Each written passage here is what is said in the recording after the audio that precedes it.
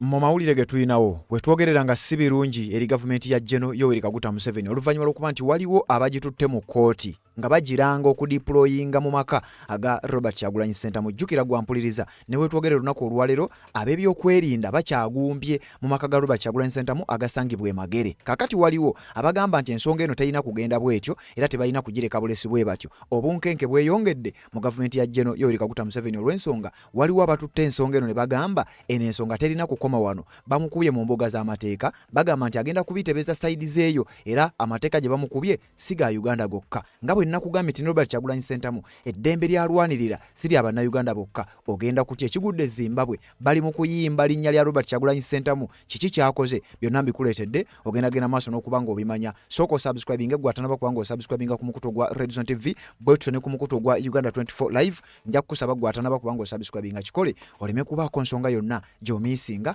Wabula ate na wano genda wansi mu comment section teekamu obubaka bwo ku nsonga ez'enjawulo obeere nga ate otambula naffe mu nsonga ezo zonna ze tuba tukuleetedde. Kakati wuliriza. Ng'ennaku z'omwezi 16 omwezi ogwa January omwaka 2026 oluvannyuma lw'okulonda ab'ebyokwerinda baagumba mu maka ga Robert Kyagulanyi Ssentamu era baasookera bweru ne bayingira oluvannyuma nga ne helikopita yali waggulu ng'ebamulisaamu ekitala. Mubijjukira era ne Robert Kyagulanyi Ssentamu yabyogerako mu interview oba mu katambi akamu mwe yalabikira oluvannyuma lw'akabanga nga yali tamanyikiddwako mayitire ge. Oluvannyuma lw'embeera eyo His Excellency Robert Kyagulanyi Ssentamu yasobola okutoloka n'abaddukako n'amala emyezi 2 mirambirira ng'ali mu kwekweka. Oluvannyuma lw'emyezi 2 His Excellency Robert Kyagulanyi Ssentamu olwakizula nti talina busobozi budda mu maka ge bw'atyo n'amanya nti alina kunyenya mu ttanka bw'atyo n'ayitamu n'ava mu ggwanga erya Uganda okusobola okubeera safe era mu ggwanga erya United States of America. Kyakakasibwa nti kakati gy'ali oluvannyuma lw'okulabikako ng'ali ku kye bayita Capitol Hill ng'agenda mu maaso n'okuba ng'akwasaganya ensonga z'okulwanirira eddembe mu ggwanga erya Uganda. Naye jjukira nkugambye si mu Uganda mokka, mu ggwanga erya Zimbabwe olunaku olwaliro we lukeeredde nga bali mu kuyimba linnya lya Bobi Wine. Ngenda kukubuulira lwaki. Mu ggwanga erya America gy'ali agambibwa okuba nti ali mu kusisinkana ebikonge eby'amaanyi okuva mu mawanga ag'enjawulo, asisinkana abakungu okuva mu mawanga ag'enjawulo, asisinkana ebitongole eby'enjawulo n'emikago egy'enjawulo mu kaweefube ow'okuloobinga n'okulaba ng'eggwanga erya Uganda linunulwa. Naye nkugambye si ggwanga lya Uganda lyokka, n'eggwanga erya Zimbabwe yeekoonyeeyo. Ensonga ezigenda mu maaso mu ggwanga lya Zimbabwe eringa rihaaso oba kiringa kyakulabirako ku kiki ekisuubirwa okuba nga kiteekebwateekebwa mu ggwanga erya Uganda era by'ozzoowulira mu nvuuvuumo. His Excellency Robert Kyagulanyi Ssentamu bye yavaayo n'ategeeza tayinza kukkiriza bibeere nga bikolebwa ng'alaba. Kakati atanudde ku kigere n'ayingirako ne mu ggwanga erya Zimbabwe era mu ggwanga lya Zimbabwe bamutendereza butendereza oluvannyuma lw'okuba nti takomye kulwanirira ddembe lya bannayuganda wabula n'ery'abannansi b'eggwanga erya Zimbabwe ali mu kulirwanirira nga bw'ogenda okuwulira. Era gavumenti ya Gen. Yoweri Kaguta Museveni n'eya musajja mukulu amanyiddwa nga Emmerson Mnangagwa mu ggwanga erya Zimbabwe bonna tebatudde bali ku bunkenke just lwa musajja omu His Excellency Robert Kyagulanyi Ssentamu. Omukulu ono gw'olaba ku screen yo gwali ku mukuto gwa Redson TV ali ku Uganda 24 Live simanyi oba ekifaananyi ekyo kikutera waawo obeere ng'okiraba. Omukulu ono gw'olaba njagala okukutegeeza bamuyita Tendai Lactson Biti. Ono ye Kyagulanyi w'e Zimbabwe wenjogerera ng'ali mabega wa mitayimbwa. Bannansi abamu bagezezaako okugenda ku street okulaga obutali bumativu bwabwe naye nga kiki ekiri mu Zimbabwe. Gavumenti yatudde oba kabineeti ey'omukulu amanyiddwa nga Emmerson Mnangagwa yatudde ne basalawo nti etteeka oba ssemateeka w'eggwanga erya Zimbabwe bagenda kumukyusa nga bwe wakiwulira mu ggwanga erya Uganda nga bagezaako okuteekateeka nti bagenda kukyusa ssemateeka baddire paalamenti ebeere nga yeeronda pulezidenti oluvannyuma lw'okukizula nti bano tebalina buganze mu bantu. Abantu tebajja kulonda. Jjukira Zimbabwe egenda mu kalulu 2028 nga bwe tubadde mu kalulu 2026. Kakati balina okumanya nti bannansi mu ggwanga lya Zimbabwe tebabaagala era obukulembeze bwabwe babukooye. Ekibiina kya ZANU-PF ekikulemberwa omukulu aliko kati amanyiddwa nga Emmerson Mnangagwa bakimanyi bulungi nnyo nti abantu tebajja kubalonda balinga ab'e Uganda. Bo kye baakoze kye baawulira e Uganda ng'eteekateeka kabineeti yatudde ne bapropoozinga nga bwengenda obbikusomerera nga bwengenda obbikulaga mu butambi ne basalawo nti abantu leka tubeewale paalamenti ebeere nga yeeronda pulezidenti. Kati kabineeti yamaze okukyapurovinga ne bakitwala ku floor eya paalamenti era ne paalamenti n'ebanga egenda maaso n'okuba nga ekikkiriza. Kakati bino byonna gw'onyinza okuyita Kyagulanyi w'eggwanga erya Zimbabwe omukulu oyo amanyiddwa nga Chiti gwe nkugambye ye n'agamba nedda bassebo n'akuŋŋaanya bannansi b'eggwanga erya Zimbabwe n'abagamba temukkiriza kino okugenda mu maaso. Abasajja bamugombyemu obwala bwe batyo ne bagenda mu maaso n'okuba nga bamukwata era oluvannyuma lw'okumukwata ne bamuteeka emabega w'emitayimbwa. His Excellency Robert Kyagulanyi Ssentamu mu ggwanga erya America gy'ali agamba bino sijja kubiraba bigende bwe bityo kubanga ekiri mu Zimbabwe enkya kigenda kubanga kikulukuta kiyingire mu ggwanga erya Uganda wakati nga deployment ekyagenda mu maaso n'okuba ey'amaanyi mu makaage era nga waliwo abatutte General Kaguta Museveni mu kkooti olwakino ali mu ggwanga lya Zimbabwe agamba tetujja kukkiriza Emmerson Mnangagwa kukola bintu bye bimu General Kaguta Museveni byagenda mu maaso n'okubeera ng'akola mu ggwanga erya Uganda. Ekiri mu Zimbabwe etteeka limaze okuba nga liyisibwa President abeere ng'alondebwa mu Parliament. On top of that ne basalawo nti n'ekisanja bakijje ku myaka 5 kwe kibadde baagala kidde ku myaka 7 nti kakati gwe banaalonda mu 2028 bale emyaka 7 egiddakaawo ajja kuba atambulira ddala paka 2035 ekisanja kya myaka 7 naye kyewunyisa kigambibwa era kimanyiddwa bulungi nnyo nti ne mu ggwanga erya Uganda ze zimu ku nteekateeka ezirowoozebwako essaawa yonna nga bwe nkugambye. Robert Kyagulanyi Ssentamu kye yategeezezza oba kye yategeeza gye buvuddeko tasobola kutuula butuuzi ku kiraba nga kigenda bwe kityo. Eddoboozi lyalikanguddeko ku nsonga z'eggwanga erya Zimbabwe era mu ggwanga erya Zimbabwe bannansi bali mu kuyimba linnya Bobi Wine bagamba Uganda temumanyi kye mulina katujjewo akalango kano kamu nzije tubeere nga tweyongerayo. Nsonga z'obufumbo olina omwami naye ng'akutawaanya olina omukyala ng'akutawaanya bajja ne bakwagalako ne bagenda gwe alina ebizibu mu byenfuna nga ssente zikuyita mu ngalo wooteeka ssente zifa bufi boowola tebazza gwe aloota ng'ogwa mu nnyanja gwe alumizibwa omutwe nga guganja okuwona naawe aloota ng'ebintu bikozesa ensonga z'obufumbo. Nina ekifo ku mugga awali amayinja wennyambululirako ebisiraani ekikwa ekifiiriza omudibo obutaganja obutawiibwa nzijanjaba abantu ab'enzikiriza zonna nsiŋŋaanibwa njeru ku lw'ejjinja gwanjagala kuba ku nnamba yange eyo naawe ali ewala ennyo yita ku WhatsApp.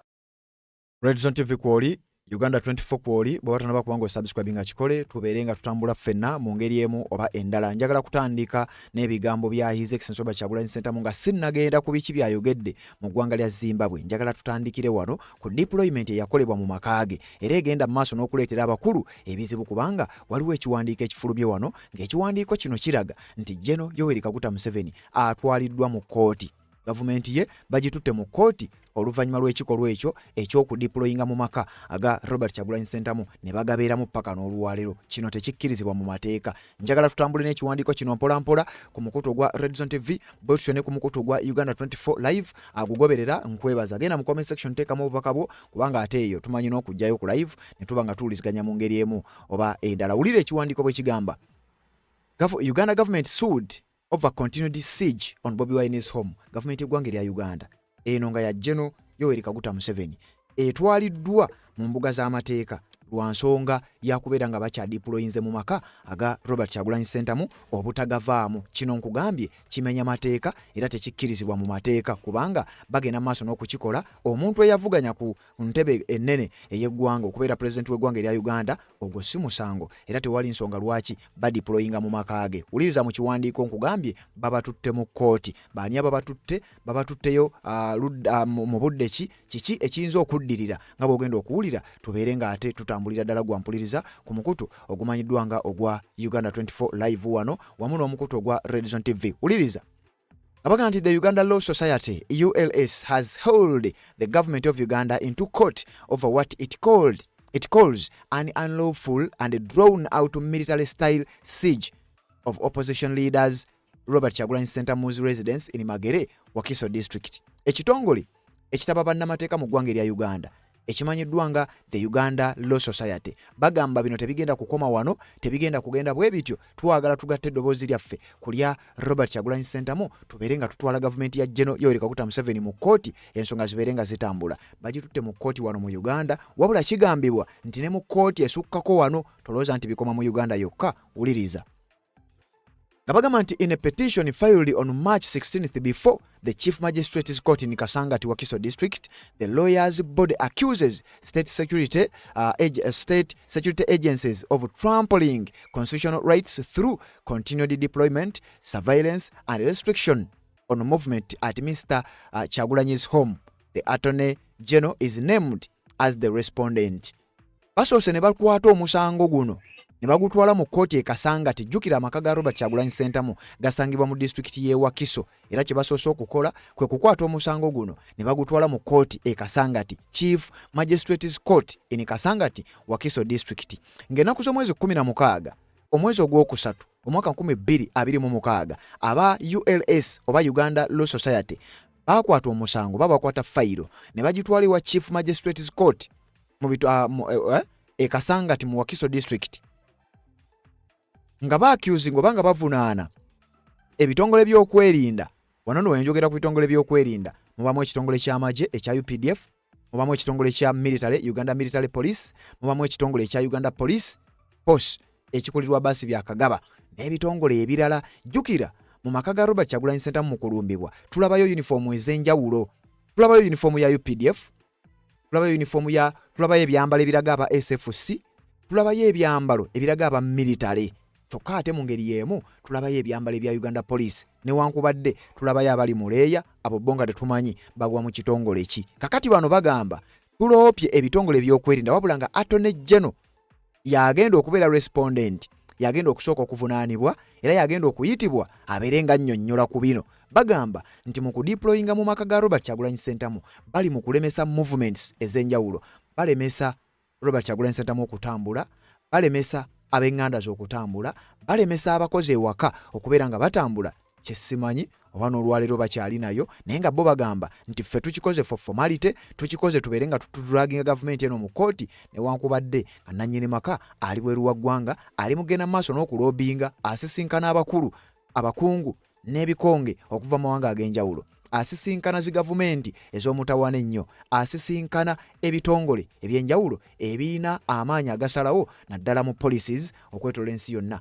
asisinkana emikago egy'enjawulo nga tusuubira n'emikago egimu ku egyo Uganda gy'erimu asuubira okubeera ng'agisisinkana. Ekinaddako onaawulira. Kakati katugende maaso n'ekiwandiiko nga tugenda maaso n'okukimalayo, then nzije nkuwaate ekigudde e Zimbabwe. Nkugambye e Zimbabwe bali mu kuyimba linnya Bobi Wine, bayimba erinnya lya Robert Kyagulanyi Ssentamu lwa nsonga emu nti bakitegedde alwanirira bannayuganda, kyokka ate mu budde bwe bumu alwanirira bannansi ab'eggwanga erya Zimbabwe. Kitegeeza ono omulwanirizi w'eddembe si mulwanirizi wa ddembe mu Uganda mwokka, wabula mulwanirizi wa ddembe okwetooloola olukalu olwa Afrika, oba oliawo n'ensi yonna okutwalira wamu, era nga bannansi b'eggwanga erya Zimbabwe bo bagamba nti bamalirivu ogenda mu maaso n'okubeera nga balwanira oba nga beegatta ku Robert Kyagulanyi Ssentamu basobole okuba nga balwanira wamu. Eggwanga erya Uganda bagamba si jjajja okukoma yokka, nabo kabamugabaneko, era bagamba bannayuganda temubalyako swaga, mubaleke ne Robert Kyagulanyi Ssentamu nabo abalwanirireko mu ngeri emu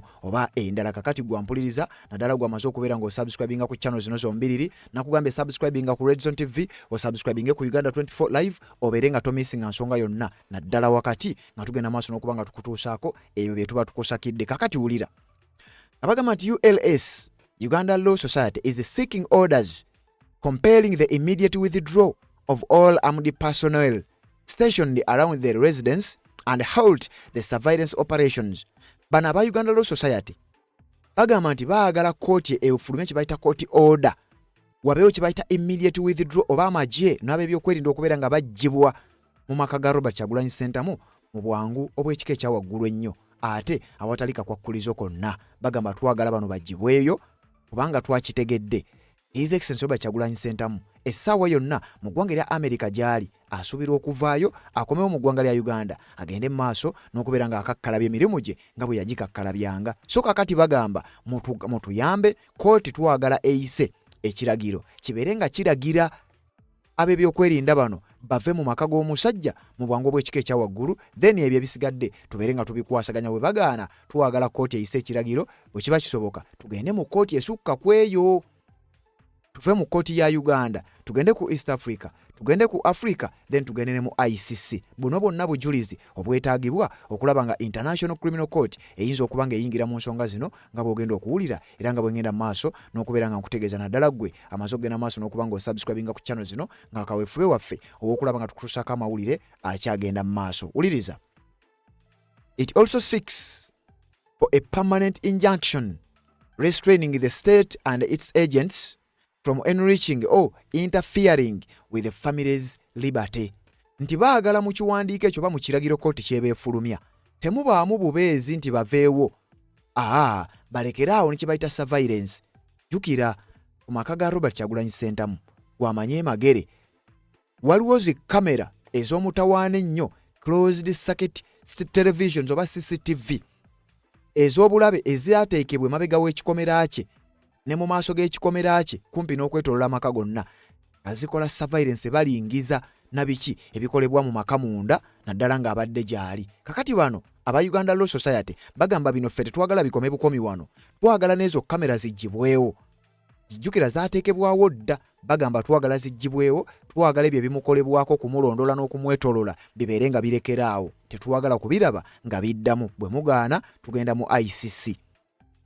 Uganda Law Society President Isaac Ssemakadde in a media briefing condemned the actions of security agencies and as blatant constitutional violations.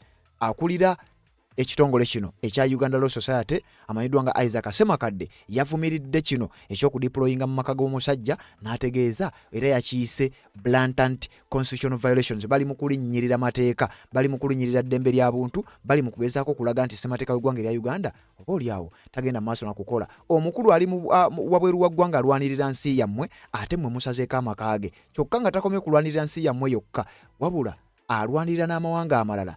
Omuntu wa bulijjo nkugambye ekiri mu Zimbabwe bali mu kuyimba linnya Robert Kyagulanyi Ssentamu nga bw'ogenda okuwulira ngenda kutegeeza kiki kyakoledde bannansi mu ggwanga erya Zimbabwe. Kakati sooka owulirize ku nsonga y'ekiwandiiko kye tukyagenda mu maaso n'okuba nga tumalayo. Wuliriza. Abagamba the petition cites violations of Article 23 and Article 27 of the Constitution of the Republic of Uganda, which guarantee personal liberty and privacy. Uganda Law Society argues that the siege is disproportionate, unjustifiable, and not necessary in a free democratic society. Jukira abakulu bakugamba mu bigambo byabwe. Bagamba nti mu nfuga yaabwe gye bafuga mu ngeri eri democratic. Kakati wano Isaac Ssemakadde n'abamu ku ba Uganda Law Society bakugamba bamanyi bulungi nnyo amateeka, bamanyi bulungi nnyo mateeka kigemumenye, bamanyi na kiki ekyokukolera. Bategeezezza nti bino we bitakolebwako bagenda mu ICC oba kye tuyita International Criminal Court. Bagamba amateeka g'eggwanga erya Uganda Article eya 23 ne Article eya 27 ekkiriza oba grantinga kye bayita personal liberty and privacy.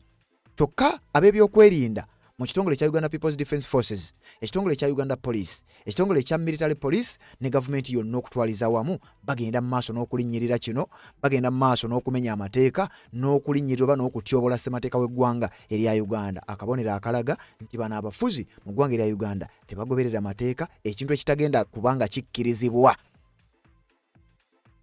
Court documents note that the standoff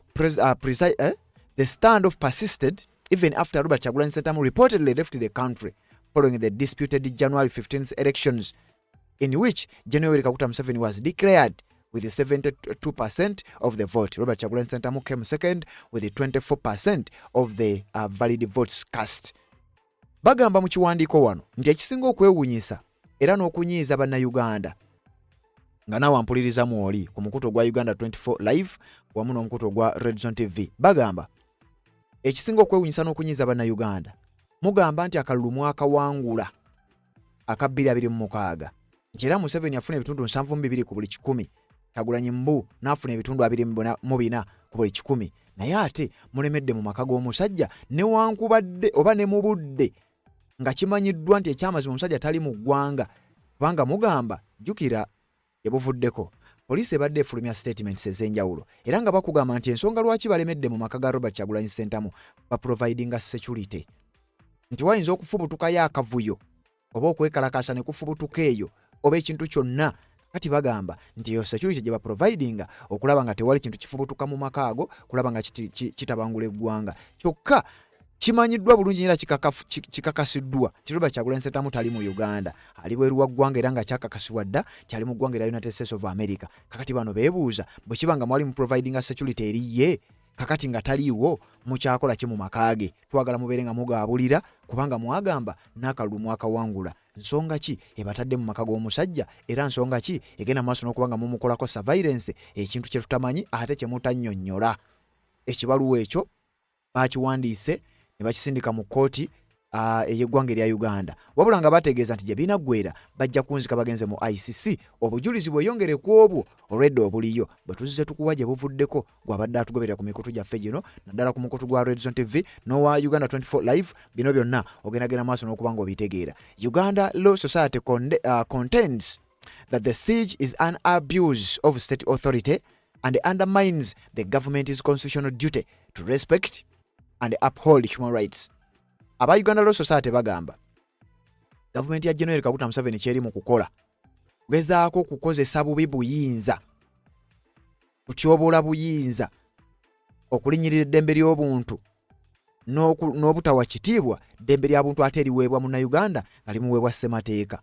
Obuyinza bwe balina kuuma ebyo ssemateeka byagamba oba n'okubiteekesa mu nkola kyokka ate bye bali mu kugenda maaso n'okuba nga babyonoona oba nga balinyirira eddembe ly'obuntu n'okukkakkanya ssemateeka w'eggwanga erya Uganda. The lawyers also asked the court to compel the government to file a detailed report within 120 days outlining measures for accountability, including investigations, prosecutions, or reforms. Failure to comply, they argue, should trigger contempt proceedings.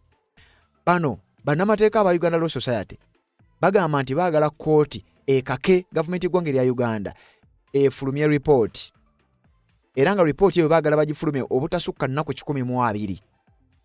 Ennaku 12 ndowooza giba emyezi 4 bwe seerabidde giba emyezi 4 ennaku 12 bafulumye report era bafulumye n'accountability bafulumye report eraga okunoonyereza kwe bakoze abantu be basibye ne reforms ezikoleddwa bwe banalemwa okukikola bagenda kweyongerayo n'ebigambo nga bwe mbikugambye ku mukutu ogwa Red Zone TV bwe ntyo ne ku mukutu ogwa Uganda 24 Live nga bali ku nsonga eza deployment mu maka g'omusajja His Excellency Robert Kyagulanyi Ssentamu nga bakyagenda maaso n'okuba nga badeployingayo ku nsonga ezanaba kubanga zitegerekeka kuba nkugambye kyakakasiddwa era kimanyiddwa bulungi nnyo nti ono we twogerera mukadde kano ali bweru wa ggwanga naye ate kyebuuzibwa abasajja balemedde mu makaage nsonga ki lwaki baba bakyalemera mu makaage nga n'ekibatutteyo kigambibwa okuba nti baali bagenze kukuuma ye kyokka ye gwe bakuuma ali mu ggwanga lya America asisinkana bakungu asisinkana bikonge asisinkana bitongole na mikago okulaba nga eggwanga lya Uganda alinunula naye nkugambye takoma ku ggwanga lya Uganda lyokka kakati wano we tugendedde mu ggwanga lya Zimbabwe nkugambye bannansi mu ggwanga lya Zimbabwe bali mu kuyimba kimu Robert Kyagulanyi Ssentamu bagamba bwe kiba kisoboka mu abe Uganda mu mutuweemu tubalage nti omusajja w'amaanyi nnyo era bawanise ebipande nga bagamba nti free Zimbabwe kye kigambo Robert Kyagulanyi Ssentamu ekimu ku ebyo byagenze maaso n'okuba nga ayogerako bw'ogenda ku mukutu ogwa Facebook oba X omukutu gwa Robert Kyagulanyi Ssentamu aliko obubaka bw'ataddeyo nga sina kutwala mu nsonga yonna njagala tusooke tuyite mu bubaka obwo obutegeere bulungi bwo then oluvannyuma nzije nkulage bannansi mu ggwanga erya Zimbabwe mbeera ki gye boolekedde etali nyangu yadde eddakiika n'emu gwa mpuliriza ku mukutu ogwa Uganda 24 Live bwe ntyo ne ku mukutu ogwa Red Zone TV ku mukutu gwa Robert Kyagulanyi Ssentamu ogwa X agenze enkya y'olunaku olwaleero n'ateekayo obubaka obwo n'abuteeka ne ku mukutu gwa Facebook n'agamba bw'ati just a few weeks ago Mr. Biti Tendai, a comrade and a human rights lawyer in Zimbabwe, was speaking out strongly condemning our brutal persecution by the Museveni regime following the sham January 26 elections. Uliriza, nti, weeks nga ntono nnyo eziyise, wandiika ku munnansi w'eggwanga erya Zimbabwe agenda maaso n'okulwanirira eddembe mu Zimbabwe. Agambye bw'ati Robert Kyagulanyi Ssentamu, weeks ntono nnyo eziyise. Omukulu oyo amanyiddwa nga Mr. Biti Tendai. Ono nga mulwanyi munnaffe era nga comrade waffe, mulwanirizi wa ddembe ate nga munnamateeka mu ggwanga erya Zimbabwe. Weeks ntono nnyo eziyise abadde ayogera nnyo era ng'atuwolereza nnyo era ng'avumirira nnyo ebikolwa ebya General Yoweri Kaguta Museveni ne gavumenti ye bye babadde batukolako naddala okuva akalulu ka 2026 lwe kaggwa. Omukulu ono Biti Tendai abadde atuwolereza nnyo era abadde mulwanyi w'amaanyi nnyo eri struggle yaffe newankubadde nga si Munnayuganda era ng'abadde abikola tasinzira mu Uganda. Era mbu yavumirira nnyo ebikolwa ebyalabikira mu kalulu ka 2026. Omukulu amanyiddwa nga Biti Tendai nga bwe ngenda omukugamba. N'agamba nti unfortunately, as I type this, He has joined the long list of comrades in Africa unfairly detained by their governments for seeking freedom. Waliwo no wana akalipo koyina okutegeera. Jukira Tundu Lissu mu ggwanga lya Tanzania ali mabega wa mitayimbwa. Kakati nono Biti Tendai mu ggwanga lya Zimbabwe ali mabega wa mitayimbwa. Abamu ku bavuganya zi gavumenti z'aba kulembeze abatagala kuva mu buyinza bali mabega wa mitayimbwa naddala wano ku kalwa Africa. His Excellency Robert Kyagulanyi Ssentamu yekka oba y'omu ku abo batono ennyo abaasobola okutebuka kino ne bagamba nti omugezi fulumako ko mu ggwanga osobola okubeera safe abasajja baleme kukwata olw'ensonga bannayuganda ng'obalwanirira ate ne banno abalwanizi b'eddembe mawanga amalala nabo boolina okubalwanirira. Kakati kye tulaba ku mukulu amanyiddwa nga Biti Tendai mu ggwanga lya Zimbabwe. Singa Robert Kyagulanyi Ssentamu teyafuluma bino yandibadde tasobola kuba nga abyogera nga bwali mu kubyogera bannansi b'eggwanga lya Zimbabwe n'ayongera okugenda maaso n'okuba nga abawa essuubi. Wuliriza, yagambye Biti was arrested alongside other freedom fighters in Zimbabwe for resisting attempts to extend the presidential term there to 7 years and restricts the election of president to members of parliament only. Uliriza nti ono yakwatiddwa Biti Tendai ngenda mukulagaawo gwali ku mukutu gwa Reason TV yakwatiddwa ng'ekimukwasa yagezezzaako okulemesa n'okuguguba n'okulaga gavumenti y'eggwanga lya Zimbabwe nti temukyusa ssemateeka temuzannyira ku tteeka mu ggwanga lya Zimbabwe tubalaba ate tesobola kubikkiriza. Biti Tendai mu ggwanga lya Zimbabwe nkugambye ye Kyagulanyi weeyo. Biti Tendai yoyo gwolaba gwali ku Reason TV alwanyisa era yavumiridde nnyo n'okulemesa ekikolwa ekya paalamenti y'eggwanga lya Zimbabwe ogenda maaso n'okuba nga bakyusa ssemateeka olwo nno ekisanja bakizze ku myaka 7 n'omukulembeze w'eggwanga abeere ng'alondebwa mu paalamenti. Kakati nga ggwe omuntu wa bulijjo okoma kulonda MP wo then MP oyo yakukiikirira. Ekyo ndowooza osobola okiraba example ennyangu gye nnyinza okukuwa. Bannayuganda mba mubadde mujjukira engeri gye balondamu sipiika wa paalamenti. Y'engeri yemu gye baba bagenda okulondamu pulezidenti w'eggwanga. Musooka ne mulonda ababaka ba paalamenti ne balayira. Ku lunaku lwe balayidde ne wabategekera olunaku ne bayitawo akabanga then ne balonda sipiika. Kati baagala ne pulezidenti abeere nga bw'atyo bw'alondebwa. Mu ggwanga erya Uganda kibadde kyogerwako newankubadde tekinnaba kuleetebwa mu paalamenti. Naye ate mu ggwanga lya Zimbabwe kyo enteekateeka zaawedde dda kuba nkugambye kabineeti mu ggwanga lya Zimbabwe abasajja abakadde baatudde dda bagamba nti ffe kino kye tuddako kino nno kyeraliikirizzaamu ku ggwanga erya Uganda olw'ensonga nti eddoboozi lya Robert Kyagulanyi Ssentamu lyongedde ogenda maaso n'okuba nga liwulirwa okwetooloola ensi yonna. Agambye Biti Tendai yakwatiddwa olw'okuwakanya constitutional amendments ezaagala okukolebwa mu ggwanga lya Zimbabwe era tebaamukutte yekka baamukutte n'abalala olw'okubeera nti baawakanyizza bino kuba nkugambye bali mu ggwanga lya Zimbabwe bagezaako okulaga obutali bumativu bwabwe eri gavumenti ya musajja mukulu amanyiddwa nga Emmerson Mnangagwa ow'ekibiina kya ZANU PF ekibiina Robert Mugabe kye yalekawo. Wulira bwe yagambye, "It is disturbing to see this script which Ugandans are already familiar with being deployed in Zimbabwe as well." Nti ekyamazima kino kinyiiza okusigala nga tulaba ebintu bino nga bigenda mu maaso bannayuganda babirabye ekimala kakati bino bitwaliddwako ne mu ggwanga lya Zimbabwe.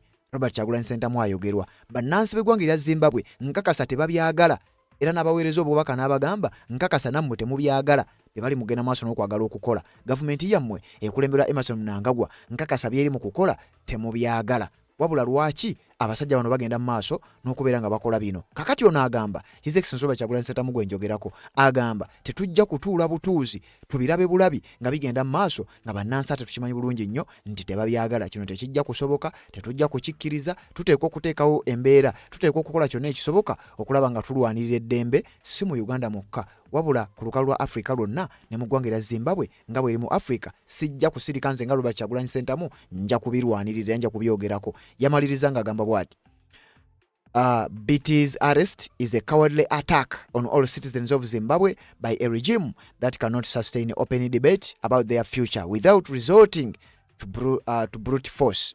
Okukwatibwa kwa Biti mu ggwanga lya Zimbabwe, Robert Kyagulanyi Ssentamu agamba kino kikolwa kya butiitiizi eri abantu ba Zimbabwe n'eri omukulu amanyiddwa nga Biti Tendai. Robert Kyagulanyi Ssentamu agamba kano kabonero akalaga nti zino zi gavumenti z'abasajja bano ez'omusibira mu bbwa tebali wiringi kukkiriza kuteesa, tebali wiringi kukkiriza kulaba nga bannansi balaga ekyo kye baagala, tebali wiringi kukkiriza kwajuwinga na bannansi kubanga bakimanyi bannansi baabakoowa. Agamba nti eyo debate tebasobola kugikkiriza, so kaakati balina kukozesa lyanyi okulaba nga bakwata abo abakiikiridde eddoboozi lya bannansi nga bwe bakirabye mu ggwanga erya Uganda, kakati bwe kiri mugenda maaso ne mu ggwanga erya Zimbabwe. Nawunzika ng'agamba I call for his immediate unconditional release together with the colleagues detained with him. N'agamba gavumenti y'eggwanga erya Zimbabwe ye nga Robert Kyagulanyi Ssentamu, njagala okuvumirira bye mugenda maaso n'okukola, era nsaba Biti Tendai ateebwe bonnambira ate nga watalika kwakkulizo, then n'abo be yakwatibwa nabo bonna twagala babeere nga bateebwa kubanga tebalina musango, tebalina kye mubavunaana. Gavumenti y'eggwanga erya Zimbabwe mwebeereremu, ekyo kye muli mugenda maaso n'okukola tekikkirizibwa, tekijja kukkirizibwa, ate tekijja kubeerawo nga tulaba bulabi. Twagala mugende maaso n'okubeera nga muto omusajja talina musango. N'awunzika ng'agamba the people of Zimbabwe deserve freedom and leaders chosen by them. The struggle continues. N'agamba bannansi mu ggwanga erya Zimbabwe mwetaaga ekisingawo, mwetaaga okufuna eddembe lyammwe, ate mwetaaga n'abakulembeze nga mmwe mubeerondedde. N'agamba olutalo lukyagenda mu maaso. Bannansi b'eggwanga erya Zimbabwe n'abagamba temuzikiza olw'ensonga olutalo lukyagenda mu maaso. Mwetaaga abakulembeze nga mmwe mubeerondedde, mwetaaga obukulembeze nga buli mu mikono gyammwe, mwetaaga buli kimu nga mmwe mukisazeewo. Byabadde bigambo bya His Excellency Robert Kyagulanyi Ssentamu bye yayogedde ku bannansi b'eggwanga erya Zimbabwe, n'embeera nga bwegenda mu maaso. Bannansi ne bafa essanyu ne bagamba wamma kyekyo Bannayuganda temumanyi kye mulina. Yagamba bannansi mu ggwanga erya Zimbabwe bagamba Bannayuganda temumanyi kye mulina, mulina golodi mu mutuweemu. Robert Kyagulanyi Ssentamu ajja atunulire Zimbabwe, oba oliawo ffe tunaafuna emirembe. Abakulu mu gavumenti y'eggwanga erya Uganda ne beeyongera okutya. Omukulu Biti Tendai yoyogolaba ku screen y'ogwa mpuliriza ali mabega wa mitayimbwa we twogerera, naye njagala okutegeeza gwa mpuliriza Robert Kyagulanyi Ssentamu mu ggwanga erya United States of America gy'ali, njagala okutegeeza nti bino abadde nga abirwanirira, era abadde tali mu kulwanirira ggwanga lya Uganda lyokka wabula n'eggwanga erya Zimbabwe nga bwe nkugambye. Kakati njagala nkutwala empola mpola olabe embeera nga bwegenda maaso mu Zimbabwe. Bano abasajja basoma mu katabo ke kamu. Abafuga amawanga ga Africa naddala abafuga mu mbeera ey'obwa dikiteeto oba abafuga abataagala kuva mu buyinza balabika basoma mu katabo ke kamu. Eggwanga erya Uganda lizze likyusa ssemateeka. Newankubadde nga bibaddewo obubonero obulaga bwonna nti Bannayuganda tebali wiringi kukkiriza ssemateeka kukyuka. Bannayuganda si bamativu ne ssemateeka waabwe okukyusibwakyusibwa. Sajja bagenze maaso n'okuba nga bakikola. Mu ggwanga erya Zimbabwe oluvannyuma lwa kabineti okutuula, abakungu ab'enjawulo ne baapuruvinga era ne bakkiriza nti kino kigende maaso n'okuba nga kiba.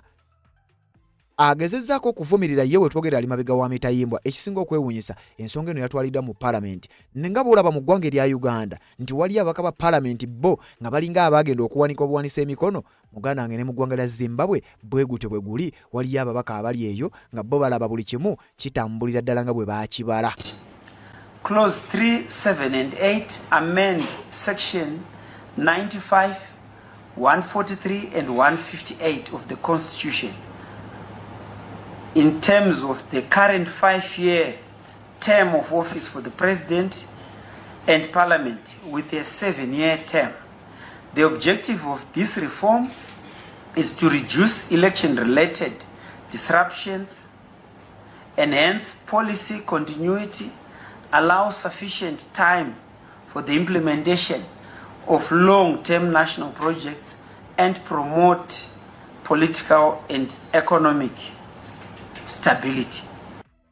Wano tuli mu palamenti y'eggwanga erya Zimbabwe nga bakugamba bakusomedde obuwaayiro era nga buno bwonna bubonero obulaga nti etteeka mu ggwanga lya Zimbabwe oba constitution y'eggwanga erya Zimbabwe essaawa yonna egenda kubeera ng'ekyusibwa singa bannansi banaba tebeerwanyeeko nga His Excellency Robert Kyagulanyi Ssentamu bw'abategeezezza nti mulina okwerwanako. Wenjogerera bali mu kutendereza bagamba wamma Robert Kyagulanyi Ssentamu olyoka nojja. Bannayuganda balabika tebamanyi golodi gwe balina, naye ffe ab'eggwanga erya Zimbabwe tumaze okugenda mu maaso n'okuba nga tukitegeera nti ekyamazima oli mulwanirizi wa ddembe. Omukulu ono amanyiddwa nga Tendai gwenjogerako era gwe ndi mu kugamba afuuse ensonga era afuukidde gavumenti ya Emmerson Mnangagwa akayinja mu ngatto. Omukulu oyo golaba gwali ku Redson TV amanyiddwa nga Tendai Biti. Emirundi mingi nyazze nga avumirira bino. Ono nno we njogera bwentyo ye Kyagulanyi w'eggwanga erya Zimbabwe, ye Kyagulanyi weeyo, wabula azze nga avumirira bino abasajja nga bamulaba nga bakimanyi tebasobola kubiyisa nga waali. Ngera bwolaba mu ggwanga erya Uganda waliwo ebintu ebitasobola kuyisibwa nga Robert Kyagulanyi Ssentamu waali. Kakati nazze nga avumirira ebikolobero nga bino. Arguments that is now being pushed by people that ought to know better. And unfortunately, many have joined the bandwagon, including some who have never seen the Constitution, who are blindly following the vituperations and the diatribe that is coming from ZANU-PF and those that are aiding and abetting it to destroy our Constitution. Section 92 of the Constitution is very clear. It defines the term of office of the President. And it says that the term of office of the President runs continuously with that of Parliament. The term of office of Parliament is then defined in Section 143 of the Constitution. And Section 143 of the Constitution says the term of office of Member of Parliament is 5 years. That begins to clock from the midnight when the President is sworn in as President after an election. You remember that there is a time lag that is given to allow election petitions challenging that presidential election. So when all these processes have been concluded, the processes of challenging have been concluded, the President is then sworn in. When the President is sworn in, the clock starts ticking vis-a-vis the 5 years. The 5 years then ends within 30 days from the date of that last election. That's when the clock ticks in. So it's 5 years. And Parliament then stays dissolved on the eve of the election. And remember, the election must be called within 30 days from the date of the last election. The current president was sworn in September of 2023. Therefore, 5 years ends in September of 2028. The provisions of Section 143 are then reinforced by the provisions of Section 158, which also define the term limit of members of Parliament and when elections are going to be held. Then you've got Section 91 of the Constitution. Section 91 of the Constitution says for someone to be eligible as president, he should not have served more than 2 terms. And those 2 terms are defined as 5 years each, 5 years each. The question that arises, what is a term? Is it 3 years? Is it 5 years? The Constitution then says that if you have served at least 3 years, it's deemed to be a term. So there is no question, therefore, that the term of the president is 5 years. And in fact, ironically, the bill itself accepts this. The bill itself makes reference to Section 92, it makes reference to Section 143, and it makes reference to Section 158. It then says, notwithstanding these 3 critical provisions, 92, 143 and 158, notwithstanding that the term of office of the current president will now be extended to 2030, which is heresy. Because the use of the word notwithstanding in clause 4.2a of this bill is seeking to create a legal fiction. Yes, kakati gwampuliriza. Oyo omukulu gwogenze maaso n'okuba ng'owulira yamanyiddwa nga Tendai Biti, His Excellency Robert Kyagulanyi Ssentamu gw'abadde ayogerako. Wenjogerera ali mabega wa mitayimbwa naye ng'ekimuvunaanisa oba omusango gumuvunaanibwa gwa kubeera nga avumiridde era nga yagaanye okukkiriza okulaba nga ssemateeka w'eggwanga erya Zimbabwe agenda maaso n'okuba nga akyusibwa nga bw'ozze ng'okiraba mu ggwanga erya Uganda. Bino nno byatandika dda gye buvuddeko era ng'okusingira ddala mu mwezi ogwokubiri amawulire gwafuluma nga gakakasa bino era amawulire gano twagafunako bw'obanga obadde ogoberera nkakasa amawulire gano twagakuwa. Bino bifaanaganira ddala nga bagamba nti Zimbabwe Cabinet approves a plan to extend Mnangagwa's rule until 2030. Okulonda kubadde kwa 2028. Kati bano mu ggwanga lya Zimbabwe baagala omukulu ono amanyiddwa nga Emmerson Mnangagwa obukulembeze bwe bubeere extended paka mu mwaka gwa 2030 olw'ensonga olireza ekisanja kye kibadde kiggwako 2028 kyokka baagala bakyongereyo paka ku myaka 7 kisobole okuggwako 23 wenjogerera nga Emerson Mnangagwa w'emyaka 83 jukira bano bayina kye bayita term limits ebisanja bibiri bibadde bino abadde alina okubanga avaawo kati akalipowe kali bano kye baagala okukola nakugamba zino gavumenti zonna balinga abasoma mu katabo ke kamu akalipo ke baagala okukola Robert Kyagulanyi Ssentamu byayingiddemu n'agaba bino ajja birabisa akole kyanno kyasobola okulaba nga abiremesa baagala ekisooka bawanvuye ekisanja kibeere kya myaka 5 abadde stepping down mu 2028 abeere nga bamwongeddeyo emyaka 2 then egyo emyaka 2 weginaggwayo ekisanja kye nga kiweddeyo ekyemyaka olwo nga gifuuse 7 babeere ng'okulonda bannansi tebalonda pulezidenti nga paalamenti yeronda pulezidenti olaba bwe kiba nga paalamenti yamala dde okutuula ne bajjawo ekkomo ku bisanja ne bajjawo ekkomo ku myaka n'ebiranga bwe babiraba mu ggwanga erya Uganda then ate paalamenti yo neddamu neronda Emerson Mnangagwa kubanga bano abasajja babeera babaka ba paalamenti nga bawerera ddala kati nga 10 omwezi ogwokubiri 2026 omukutu gw'amuli ogwa Al Jazeera gwafulumya eggulire lino ne tujja ne tulikuwa kakati ke kamu ku bulipo obuli mu nsonga z'eggwanga erimanyiddwa nga erya Zimbabwe. Robert Kyagulanyi Ssentamu agambye wadde ndi Munnayuganda wadde ndi mu kaweefube wa kulwanira bannansi bange mu ggwanga erya Uganda bino sigenda kubiraba bigende bugenzi bwe bityo bannansi mu ggwanga lya Zimbabwe ne bagamba bannayuganda baleka tebalina kye bamanyi bali mu kuyimba linnya lya Robert Kyagulanyi Ssentamu just kuboogerako bwogezi nga bagamba tetujja kubikkiriza kakati mu ggwanga lya Zimbabwe embeera bwetyo begenda maaso n'okubanga etambula ekisinga okwewuunyisa abamu ku officials bangi bavuddeyo ng'ebigambo bye boogera abamu nga bali ebigambo byabwe era nga bw'obiraba mu ggwanga erya Uganda Robert Kyagulanyi Ssentamu agambye mmwe tetugenda kubaleka tetugenda kubaweeza buli mukulembeze omukadde nga tayagala kuva mu buyinza tagenda kubifugayo nga Robert Kyagulanyi Ssentamu okyali mulamu. My name is Samuel Takawu. I want to understand what would it take for the persuaders to persuade President Mnangagwa to go beyond 2028, and are there any indications that the persuaders might succeed in their bid for President? It's a personal decision. It's a personal decision. It's him. You see, he saw what old age can do to a leader when he was vice president in the First Republic. So he must be very conscious in his mind about with what time one should go or not go. He is a very intelligent man. He has been long in the trenches, surviving. In fact, those who don't know, those who are against Zimbabwe, they actually wonder how he has survived to eventually be where he is today. So he's gone through it all. As things stand, he is of very sane mind about running this country and where he wants to go. But he is also very conscious about. Ne mu ggwanga lya Zimbabwe waliyo babbalamu baayo, waliyo bannabbanja baayo nga buli kimu bo bakugamba nti awo muzeeyi wakutte we watuufu.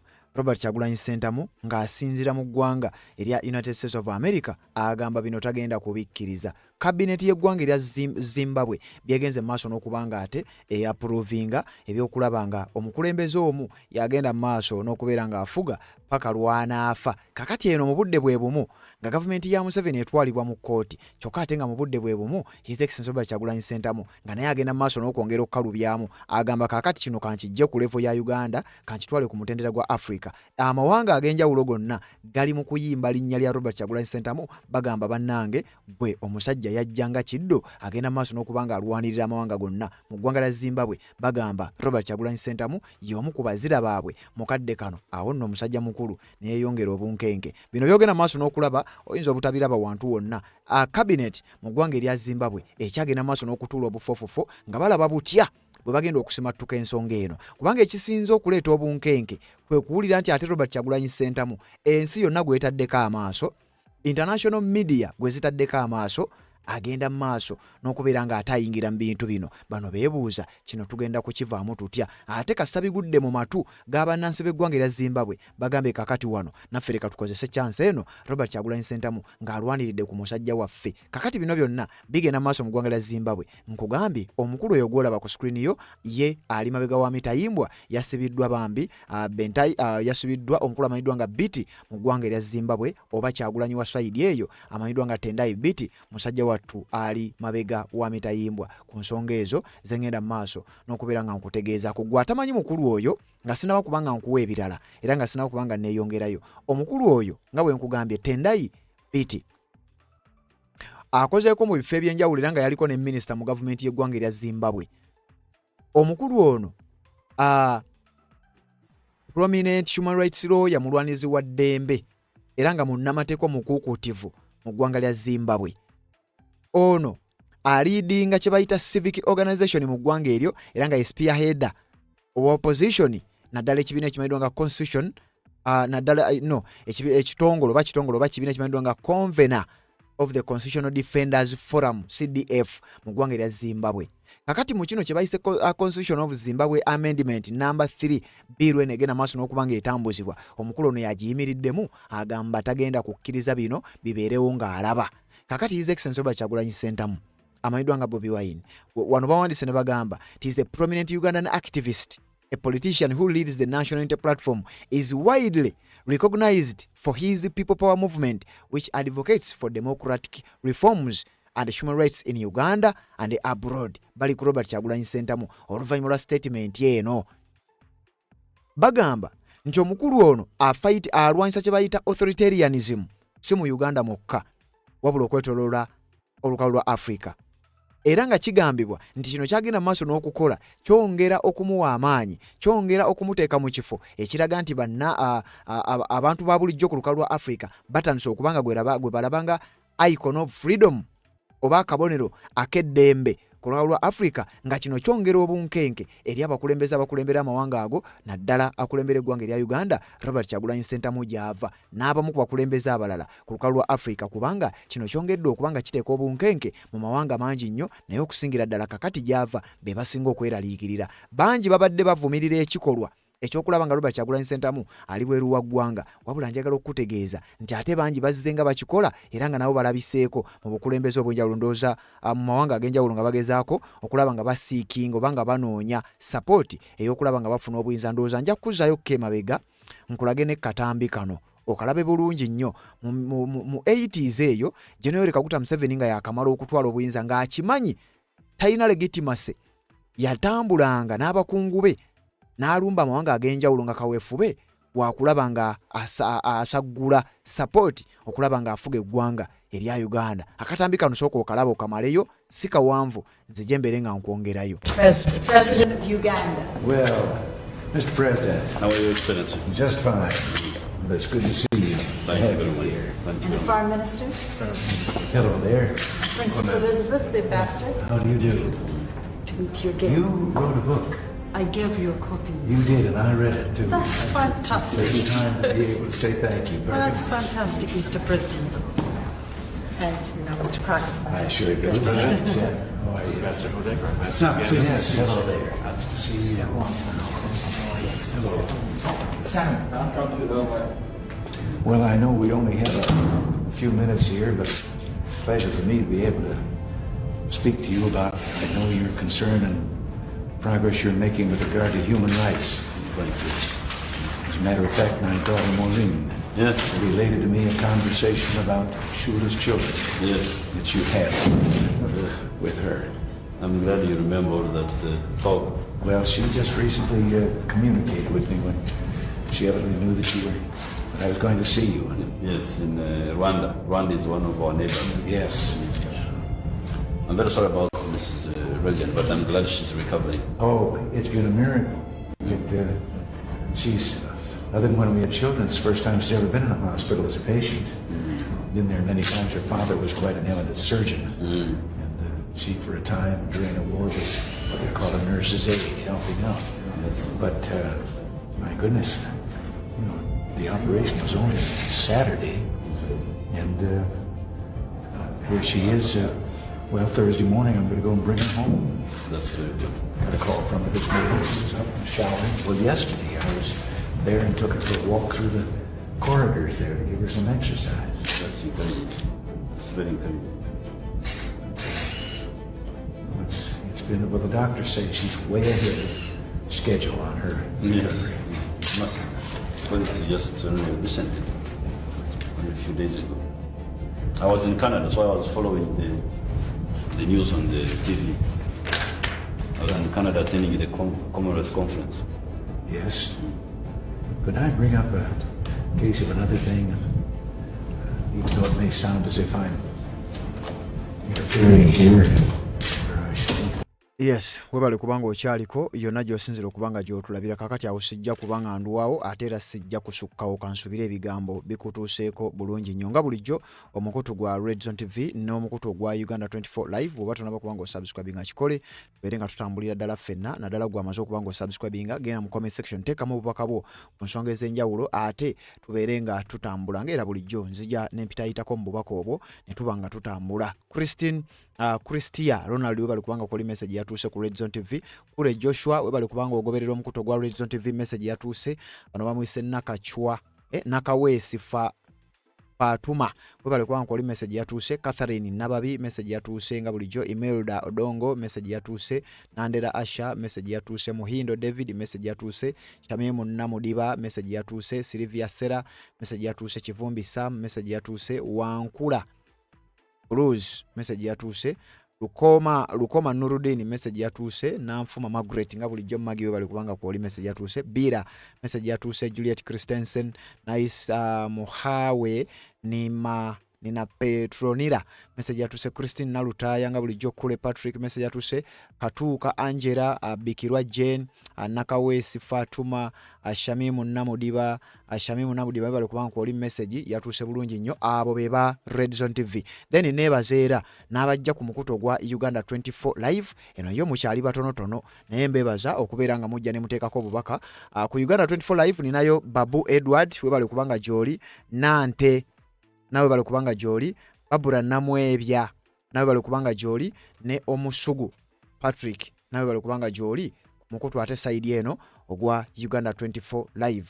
Mwebale kubanga mugoberera atanaba kubanga osubscribinga kikole kirira wansi awo labe ekigambo subscribe kikwateko kwata kade aka notification kakuyambira ddala okubeera omu ku abo abasooka okumanya buli we tuba tutaddeyo ate n'obanga obeera notified.